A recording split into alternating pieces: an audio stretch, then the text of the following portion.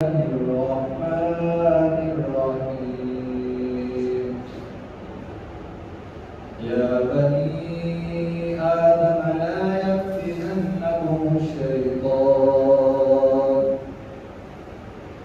آدم کے بیٹو تمہیں شیطان دھوکہ نہ دے كما أخرج أبويكم من الجنة جیسا کہ انہوں نے تمہارے ماں باپ یعنی کہ آدم علیہ السلام اور اماں حوا کو جنت سے نکالا ينزع عنهما لباسهما اور ان کا لباس اتروا دیا جنت کا جو تھا ليريهما سوآتهما تاکہ ان کا سطر کھل جائے واضح ہو جائے إنه يراكم وقبيله وہ اس کا قبیلہ من حيث لا ترونهم تمہیں وہاں سے دیکھتا ہے جہاں تم نہیں دیکھ سکتے إنا جعلنا الشياطين أولياء للذين لا يؤمنون بے شک ہم نے بنا دیا ہے شیاطین کو جو ایمان نہیں لاتے ان کا دوست سبحان ربك رب العزة عما يصفون وسلام على المرسلين والحمد لله رب العالمين أما بعد فإن خير الحديث كتاب الله وخير الهدي هدي محمد صلى الله عليه وسلم وشر الأمور محدثاتها وكل محدثة بدعة وكل بدعة ضلالة وكل ضلالة في النار اللهم صل على محمد وعلى آل محمد كما صليت على إبراهيم وعلى آل إبراهيم إنك حميد مجيد اللهم بارك على محمد وعلى آل محمد كما باركت على إبراهيم وعلى آل إبراهيم إنك حميد مجيد رب اجعلني مقيم الصلاة ومن ذريتي ربنا وتقبل دعاء ربنا وتقبل دعاء ربنا اغفر لي ولوالدي ربنا اغفر لي ولوالدي ربنا اغفر لي ولوالدي وللمؤمنين يوم يقوم الحساب اللهم اغفر لنا والمؤمنين والمؤمنات والمسلمين والمسلمات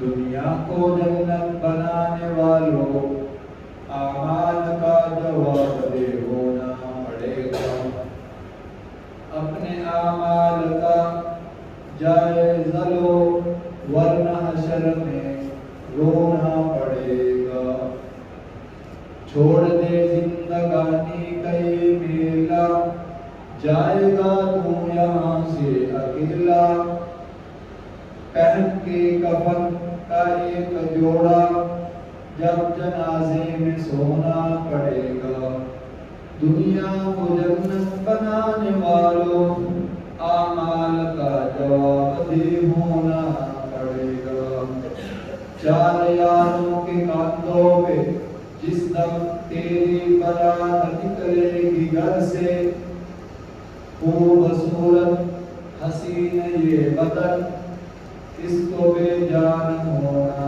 پڑے گا دنیا کو جنت بنانے والوں اعمال کا جواب دے ہونا پڑے گا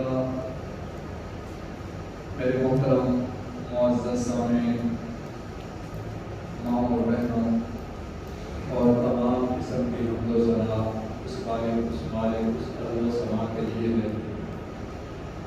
اور میرے سامعین، میں نے سورۃ اعراف کی آپ کے سامنے ایک آیت تلاوت کی ہے۔ اس کے اندر اللہ رب العزت کی ذات نے ہمیں یہ بتلا دیا، اس نے اپنی شفقت بھی ہمارے اوپر ظاہر کر دی۔ کیا میرے بندو، اگر دنیا میں نے تمہیں بھیجا ہے تو دنیا کے اندر جو نفع ہے اس کے بارے میں بھی میں نے بتلا دیا، اور جو کچھ نقصان ہے دنیا کے اندر، جن کاموں کی وجہ سے، جن اعمال کی وجہ سے، اور جو تمہارے دشمن ہیں دنیا کے اندر، وہ بھی اللہ رب العزت کی ذات نے بتلا دیا۔ میرے سامنے آج ہم ہر بندہ، چاہے وہ چھوٹا ہے، چاہے بڑا ہے، اور چاہے بزرگ ہے، ہم پریشان ہیں۔ کوئی کسی وجہ سے، کوئی کسی لحاظ سے، اور کوئی کسی اور قسم کی وجہ سے۔ اس کی وجہ کیا ہے؟ اس کی وجہ صرف اور صرف یہی ہے کہ جو طریقہ اللہ نے اور رسول اللہ صلی اللہ علیہ وسلم نے بتلایا دنیا کے اندر زندگی گزارنے کا، ان طریقوں کو ہم نے چھوڑ دیا۔ جو اہدنا الصراط المستقیم والا جو طریقہ اللہ رب العزت کی ذات نے قرآن مجید کے اندر بار جگہ بتلایا، اور پھر رسول اللہ صلی اللہ علیہ وسلم نے اس طریقے کے اوپر عمل کرتے ہوئے، زندگی گزارتے ہوئے، اور ہمیں بتلا کر گئے عملی طور پر، ہم نے اس کو چھوڑ دیا، جس کا آج ہم نتیجہ بھوگ رہے ہیں۔ میرے سامنے اس آیت کے اندر بھی اللہ رب العزت کی ذات نے ان لوگوں کو اپڈیٹ کیا جو ایمان لائے۔ ایمان لانے کے بعد، یعنی کہ جو لوگ ایمان لے آئے، پھر اللہ رب العزت کی ذات نے ان لوگوں کو یہ بتلا دیا کہ شیطان تمہارا کھلا دشمن ہے،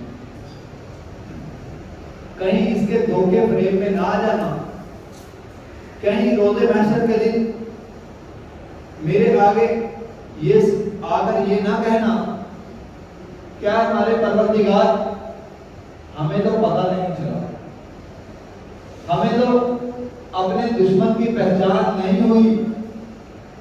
میرے سامنے آج حقیقت کے اندر ہمیں اپنے دشمن کی پہچان نہیں ہے، اس کی وجہ صرف اور صرف یہی ہے کہ ہم نے قرآن کو چھوڑ دیا۔ تو میرے سامنے میں آپ حضرات کے سامنے قرآن اور حدیث کے حوالے سے کہ شیطان ہمیں کس طریقے سے دھوکہ دے رہا ہے، اور اللہ رب العزت کی ذات نے ہمیں منع کیا ہے اس کے دھوکے کے اندر نہیں آنا۔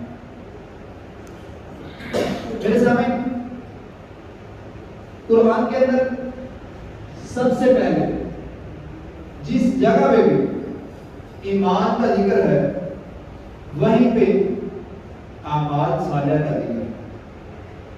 یعنی کہ خالی ایمان لانا، خالی اللہ رب العزت کی ذات کی وحدہ لا شریک کا اقرار کرنا، اور محمد الرسول اللہ صلی اللہ علیہ وسلم کو آخری نبی، بندہ اور رسول ماننا، یہ جنت کے لیے جانے کے لیے کافی نہیں۔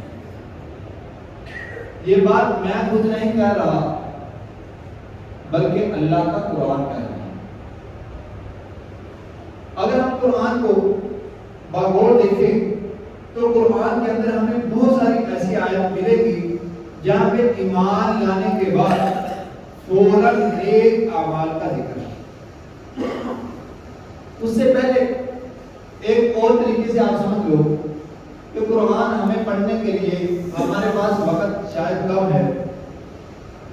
سورۃ عصر، اس سورت کا تقریباً ہر مسلمان کو تعارف ہے.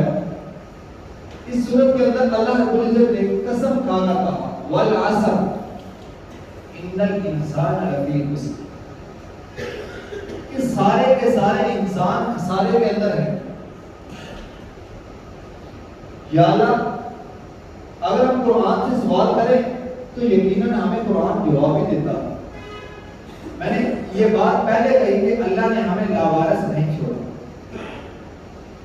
یہ ایک الگ مسئلہ ہے کہ ہم نے اپنے پروردگار کو پہچاننے کا کبھی غور ہی نہیں کیا، کبھی ڈھونڈا ہی نہیں کہ ہمارا رب ہمارے سے کس طریقے سے بات کرتا ہے. تو میرے سامنے اس صورت کے اندر سب سے پہلے اللہ رب العزت نے فرمایا والعصر ان الانسان لفی خسر، کہ سارے کے سارے انسان خسارے کے اندر ہیں. آگے اللہ رب العزت نے اپنی اس بات کا جواب دیا الا الذین، مگر وہ لوگ آمنوا جو ایمان لائے، وعملوا الصالحات. اب ایمان کے ساتھ کس چیز کا ذکر ہے؟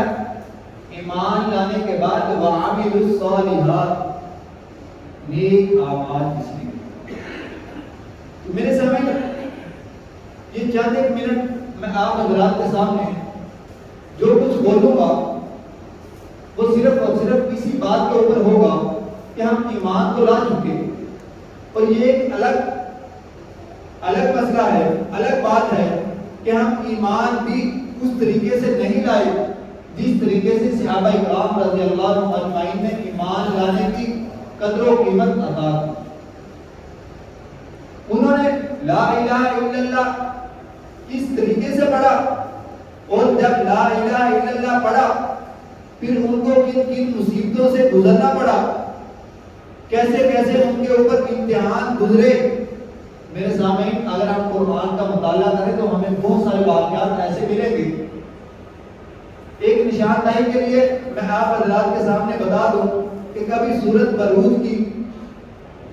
برود کا ترجمہ پڑھیں اور اس کی تفسیر پڑھیں، یقیناً ہمارے رونگٹے کھڑے ہو جائیں گے. تو میرے سامنے حضرت بلال کا واقعہ آپ حضرات کو معلوم ہے کہ انہوں نے لا الہ الا اللہ پڑھنے کی کتنی زیادہ قدر و قیمت ادا کی. تو میرے سامنے ایمان کو پھر اللہ رب العزت کی ذات نے جب لذت ان کے اوپر کھولی تو پھر وہی لوگ تھے جن کو اللہ رب العزت نے قرآن مجید کے اندر کہا رضی اللہ عنہم ورضوا، کہ میں ان سے راضی وہ مجھ سے راضی. تو میرے سامنے یہ میرا موضوع نہیں ہے، لیکن ایمان لانے کے بعد ہم الحمدللہ مسلمان ہیں، کلمہ بھی ہمیں ماں کی گود کے اندر مل گیا، لیکن اس سے آگے والا جو بات ہے، اس سے اگلی جو بات ہے الا الذین آمنوا وعملوا الصالحات، وہ نیک عمل. اس نیک عمل کے اندر شیطان ہمیں دھوکہ دیتا ہے. قرآن کے اندر اور جگہ ایک جگہ قرآن کہتا ہے وَبَشِّرِ الَّذِينَ آمَنُوا وَعَمِلُوا الصَّالِحَاتِ أَنَّ لَهُمْ جَنَّاتٍ تَجْرِي مِن تَحْتِهَا الْأَنْهَارُ. جنت ان لوگوں کے لیے ہے ایمان لانے کے بعد جنہوں نے نیک عمل کیا. اس کے علاوہ وَالَّذِينَ آمَنُوا وَعَمِلُوا الصَّالِحَاتِ أُولَٰئِكَ أَصْحَابُ الْجَنَّةِ. ایک اور جگہ قرآن کہتا ہے وَعَدَ اللَّهُ الَّذِينَ آمَنُوا وَعَمِلُوا الصَّالِحَاتِ لَهُم مَغْفِرَةٌ وَأَجْرٌ عَظِيمٌ. ایک اور جگہ قرآن کہتا ہے لِيَجْزِيَ الَّذِينَ آمَنُوا وَعَمِلُوا الصَّالِحَاتِ بِالْقِسْطِ. اسی طرح میرے سامنے ایک اور جگہ سورۃ عنکبوت کے اندر قرآن کہتا ہے وَالَّذِينَ آمَنُوا وَعَمِلُوا الصَّالِحَاتِ لَنُكَفِّرَنَّ عَنْهُمْ سَيِّئَاتِهِمْ. تو میرے سامنے ایک اور جگہ اللہ رب العزت کا قرآن ہمیں کہتا ہے وَمَا يَسْتَوِي الْأَعْمَى وَالْبَصِيرُ.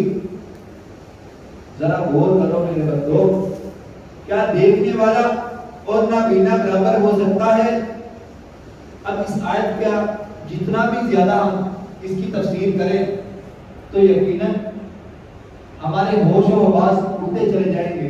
کہ اللہ رب العزت کہتا ہے اس آیت اس کی طرف ہمیں اشارہ دے رہی ہے کہ کیا میں جنت کے اندر نیکی کرنے والوں کو بھی بھیج دوں گا اور نہ کرنے والے کو بھی بھیج دوں گا؟ یہ نہیں ہو سکتا. اب ایک بندہ صبح اٹھتا ہے، سردی کے اندر اپنا بستر چھوڑتا ہے، وضو کرتا ہے ٹھنڈے پانی سے اور وہ نماز آگے ادا کرتا ہے، اور ایک بندہ سویا رہتا ہے، کیا اللہ رب العزت کی ذات اس کو بھی جنت کے اندر بھیجے گی اور اس نمازی کو بھی بھیج دے گی؟ تو میرے سامعین، اس آیت کے اندر اللہ رب العزت فرماتا ہے کیا نبینا اور دیکھنے والا ایک جیسے ہو سکتے ہیں؟ تو میرے سامعین، شیطان کا سب سے بڑا فریب یہی ہے اور وہ ہمارا ازلی دشمن ہے۔ میں نے آپ کو سورۃ اعراف کی آیت جو آپ کے سامنے تلاوت کی، اس کے علاوہ میرے سامنے قرآن ہمیں اور طریقے سے بھی بتلاتا ہے۔ شیطان نے وعدہ کیا ہے، ابلیس اپنے پروردگار سے وعدہ کر کے آیا ہے کہ میں ان کو جنت کے اندر جانے نہیں دوں گا۔ اب اس نے وعدہ کس طریقے سے کیا یہ میں آپ حضرات کے سامنے رکھتا ہوں۔ یہ بھی سورۃ اعراف کی آیت ہے۔ شیطان کہتا ہے قال فبما اغويتني لاقعدن لهم صراطك المستقيم۔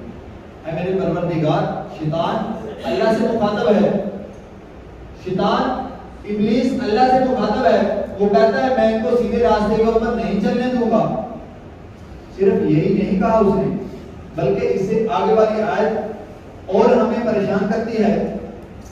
ثم لآتینہم من بین ایدیہم، میں ان کی طرف آگے سے بھی آؤں گا، ومن خلفہم، میں ان کو پیچھے سے بھی روکوں گا نیکی کی طرف سے۔ صرف یہی نہیں کہا وعن ایمانہم وعن شمائلہم، دائیں طرف سے بھی روکوں گا اور بائیں طرف سے بھی روکوں گا۔ وَلَا تَجِدُ أَكْثَرَهُمْ شَاكِرِينَ، اور ان میں سے اکثر، وہ اپنے پروردگار سے کیا کہہ رہا ہے؟ وَلَا تَجِدُ أَكْثَرَهُمْ شَاكِرِينَ، ان میں سے اکثر ناشکرے ہوں گے۔ تو میرے سامنے ذرا غور کریں اس آیت کے اوپر، کہ آج ہمارے اندر ناشکری کوٹ کر نہیں بھری؟ کیا ہم نے غور کیا کہ ہمارا دل تو کرتا ہے نیکی کرنے کو، لیکن فوراً ہی پھر دل کرتا ہے چلو چھوڑیں، خیر کوئی بات نہیں، یہ نماز گزر جائے گی تو کوئی بات نہیں، اگلی نماز پڑھ لیں گے، یہ نیکی کا کام چلو میں نہیں کرتا وہ دوسرا کوئی کر لے گا، وہ دوسرے ہیں نہ کرنے والے، چلو یہ نمازیں گزر گئی کوئی بات نہیں، اگلا جمعہ تو آئے گا۔ تو میرے سامنے کیا یہ وہ باتیں نہیں ہیں جو ہمارا ذہن اس کی طرف مائل کرتا ہے؟ ہمارے دل کے اندر وسوسے نہیں آتے اس طریقے سے کہ کوئی بات نہیں، نماز کا ٹائم ہے، وہ نمازی جو بے نمازی ہے اس کو تو وہ یہ کہتا ہے کہ کوئی بات نہیں، اگلی نماز پڑھ لیں گے، اور جو نمازی ہے اسے کیا کہتا ہے کہ کوئی بات نہیں، ابھی تو 10-15 منٹ پڑھے ہیں، آدھا گھنٹہ پڑھا ہے، ابھی جا کر پڑھ لیں گے، اگر نماز رہ بھی گئی تو کوئی بات نہیں، ہم اپنی جا کے نماز پڑھوا لیں گے۔ تو میرے سامنے کیا یہ وہ باتیں نہیں ہیں جو ہمارا دل اور دماغ ہمیں نہیں کہتا؟ تو میرے سامنے یہ شیطان کے وسوسے ہیں، الذی یوسوس فی صدور الناس۔ تو میرے سامنے شیطان ہمیں کس طریقے سے، کس فریب سے ہمیں ہمارے اوپر حملہ آور ہے، لیکن ہمیں اس چیز کی خبر ہی نہیں، ہم اتنے زیادہ غافل ہوتے جا رہے ہیں۔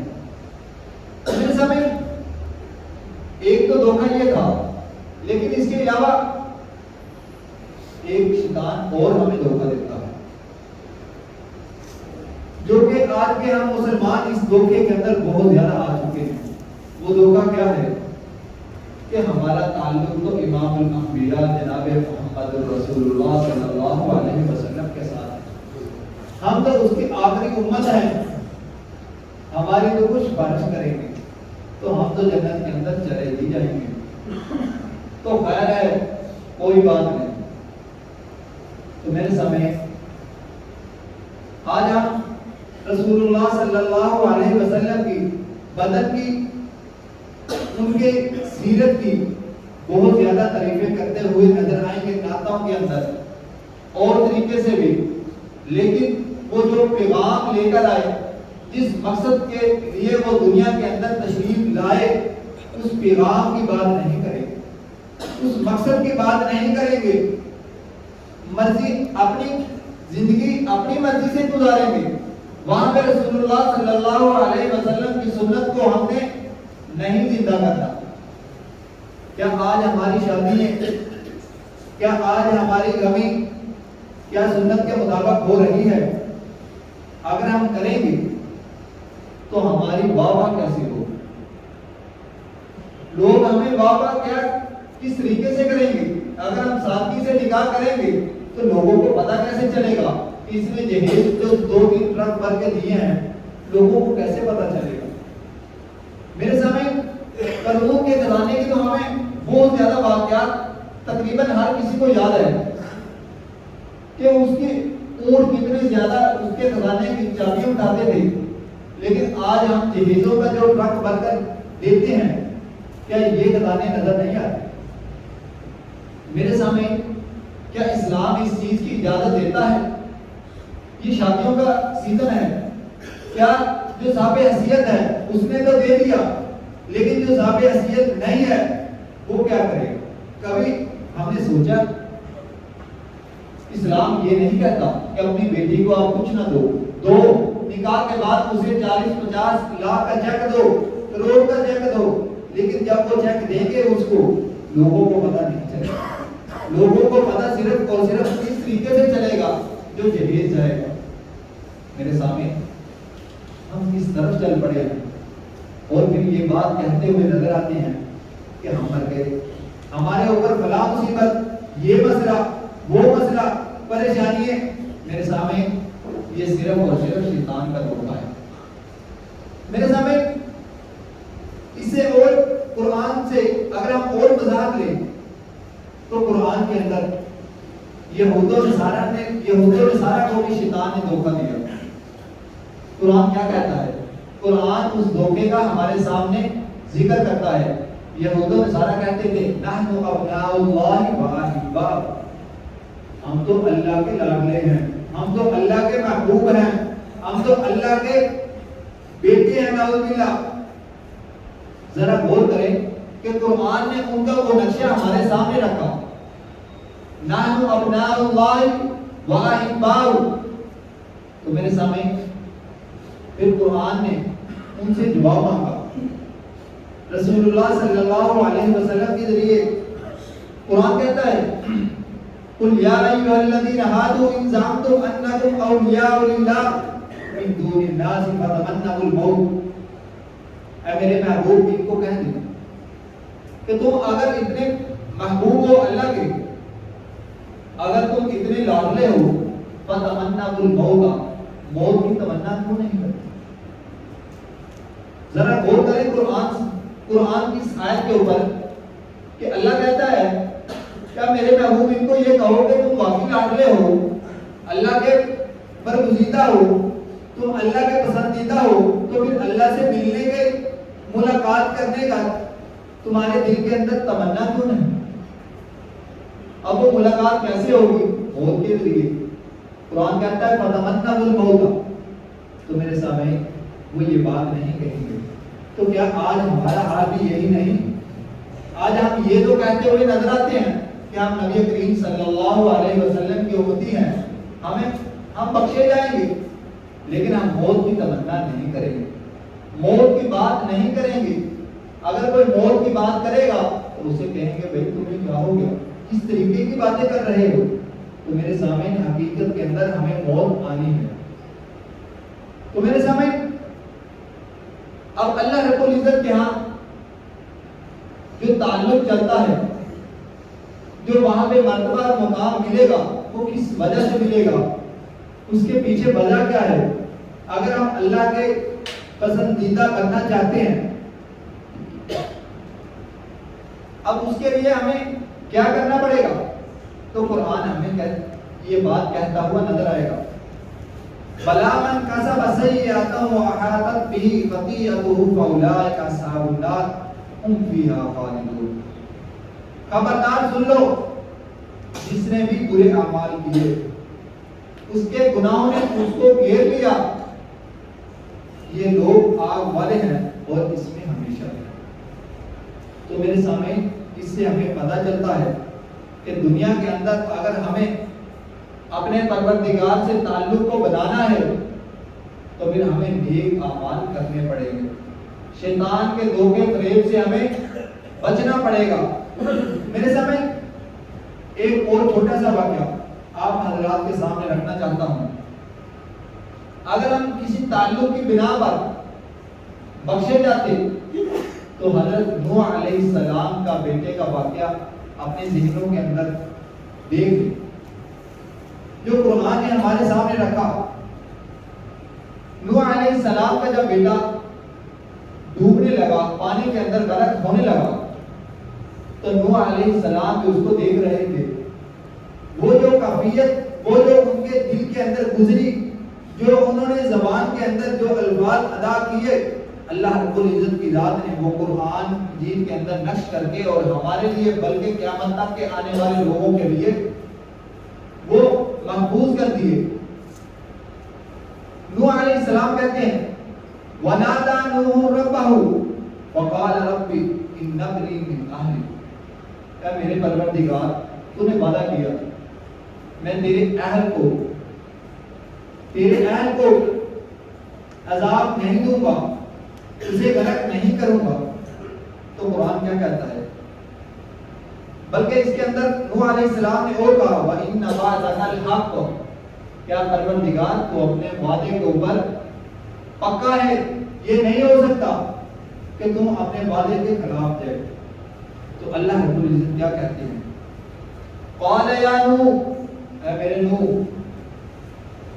انہ لیس من اہلک، یہ تیرا اہل نہیں ہے۔ کیوں؟ انہ عمل غیر صالح، اس کے اعمال نیک نہیں۔ اب میرے سامنے ذرا غور کریں کہ نوح علیہ السلام کو اللہ رب العزت کی ذات قرآن مجید کے اندر کیا کہہ رہے ہیں؟ انہ عمل غیر صالح فلا تسألنی ما لیس لک به علم انی اعظک ان تکون من الجاہلین۔ اے نوح، اب اس بات پہ خاموش ہو جا، اس سے آگے اور اگر کچھ کہا تو یہ نہ ہو کہ تم بھی ظالموں کے اندر سے ہو جائے۔ میرے سامنے ذرا غور کریں کہ نوح علیہ السلام کا بیٹا نیک عمل نہیں کر رہا اور اپنے باپ کے سامنے وہ غرق ہو رہا ہے، تو آج ہم کس بنیاد کے اوپر، کس دھوکے کے اندر آ چکے ہیں کہ ہم نے کلمہ پڑھ لیا، ہم مسلمان ہیں، اگرچہ ہمیں کلمے کا ترجمہ نہ سمجھ آئے اور یقیناً نہیں آتا، تو میرے سامنے یہ شیطان کا بہت بڑا دھوکہ ہے اور شیطان ہمارا ازلی دشمن ہے۔ اس لیے ہمیں اس سے بچنا ہوگا، اس کے دھوکے فریب کے اندر سے بچنا ہوگا۔ اگر ہمیں آخرت کی زندگی کا، مرنے کے بعد والی زندگی کی فکر ہے تو ہمیں نیک اعمال کرنے ہوں گے۔ میرے سامنے ایک اور حدیث میں آپ حضرات کے سامنے رکھ دوں، آپ یہ نہ کہیں کہ یہ تو نوح علیہ السلام کیا، اس کے بیٹے کا بھی یہ واقعہ ہے، تو ہمارے تو نبی جناب محمد رسول اللہ صلی اللہ علیہ وسلم بہت بڑی شان والے ہیں، بہت بڑے مقام والے ہیں، تو یقیناً ہے میرے سامنے اس بات کے اندر کوئی شک اور شبہ والی بات نہیں ہے۔ لیکن رسول اللہ صلی اللہ علیہ وسلم کا فرمان بھی آپ حضرات کے سامنے رکھتا ہوں، جو کہ مسلم اور بخاری کی یہ حدیث ہے کہ نبی کریم صلی اللہ علیہ وسلم اپنی پھوپھو اور اپنی بیٹی حضرت فاطمہ کو کیا کہتے ہیں؟ یا فاطمہ اعمالی لن اغنی عنک یوم القیامہ شیئا، یا صوفیہ بنت عبد المطلب اعمالی یا بنت عبد المناف اعمالی۔ میرے سامنے اس حدیث کا مفہوم بھی یہی ہے کہ اے میری پھوپھو، اے میری بیٹی فاطمہ، میں تمہارے کام نہیں آؤں گا۔ روز محشر کے دن، مالک یوم الدین والے دن میں، سزا و جزا والے دن کے اندر میں تمہارے کسی کام نہیں آؤں گا، اگر جو تمہارے کام آئیں گے وہ صرف اور صرف نیک اعمال ہیں۔ تو میرے سامنے اس بات سے ہمیں اندازہ ہو گیا کہ نبی کریم صلی اللہ علیہ وسلم اپنی بیٹی کو یہ بات کہہ رہی ہیں، لیکن آج ہم اس دھوکے و فریب کے اندر بیٹھے ہیں کہ نماز پڑھ لیں تو کوئی بات نہیں پڑھیں گے تو کوئی بات نہیں، اللہ نے ہمیں بخشنا ہی ہے۔ کیوں؟ ہم نبی کریم صلی اللہ علیہ وسلم کی امتی۔ میرے سامنے ایک اور تھوڑا سا نقشہ جو دوزخی اور جنت کے لوگوں کے اندر آپس میں ہوگا، وہ میں آپ حضرات کے سامنے رکھ کے اپنی بات ختم کرتا ہوں، جو سورۃ مدثر کے اندر اللہ رب العزت نے ہمارے سامنے رکھا۔ فی جنات یتساءلون، جنتی لوگ کہیں گے کہ ہمارے کچھ ملنے والے ہمیں نظر نہیں آ رہے، چاہنے والے کوئی رشتہ دار ہمارے نظر نہیں آ رہے۔ فی جنات یتساءلون عن المجرمین ما سلککم فی سقر، یقیناً وہ یہاں نہیں ہیں تو جہنم میں ہوں گے۔ تو وہ اپنے پروردگار سے کہیں گے کہ یا اللہ ہماری ان سے ملاقات کروا، وہ کس حال میں کس طریقے سے ہوگا یہ اللہ ہی بہتر جانتا ہے، لیکن قرآن نے جو ہمارے سامنے نقشہ رکھا وہ یہ ہے، ما سلککم فی سقر، وہ مجرم لوگ کہیں گے قالوا لم نک من المصلین، ہم نمازیں نہیں پڑھتے۔ ذرا غور کریں، جو جمعہ پڑھنے والے لوگ قالوا لم نک من المصلین، ہم نمازیں نہیں پڑھتے تھے، ولم نک نطعم المسکین، ہم یتیموں مسکینوں کا خیال نہیں کرتے تھے۔ میرے سامنے ذرا غور کریں کہ آج ہم اپنے مال سے کسی کو دینے کے لیے راضی ہیں، کسی غریب کو دینے کے لیے راضی ہیں، ہم تو اپنی اولاد کو پوچھ کر دیتے ہیں کہ تمہیں کرنے کیا ہے۔ تو میرے سامنے لم نکن نطعم المسکین وَكُنَّا نَخُوضُ مَعَ الْخَائِضِينَ، اور ہم تو بحث و مباحث کے اندر رہتے تھے۔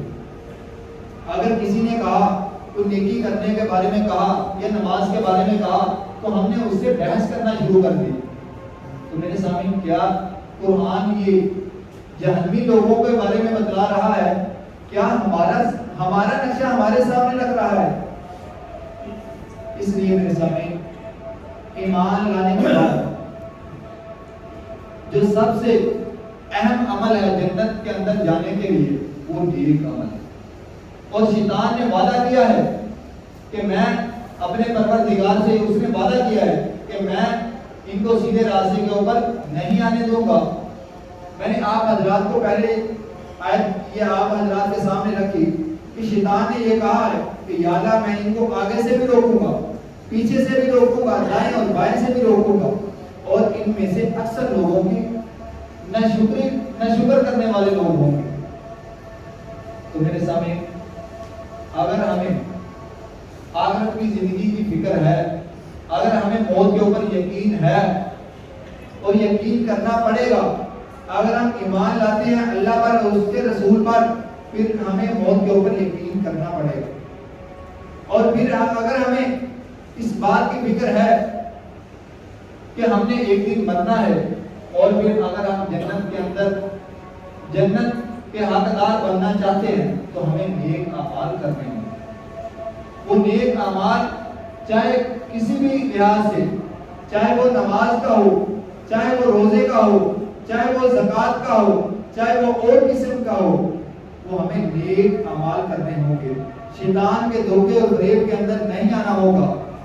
تو میرے سامنے یہ تو صرف ایک دھوکا، ایک فریب آپ حضرات کے سامنے رکھا ہے جو شیطان ہمارے ساتھ کر رہا ہے۔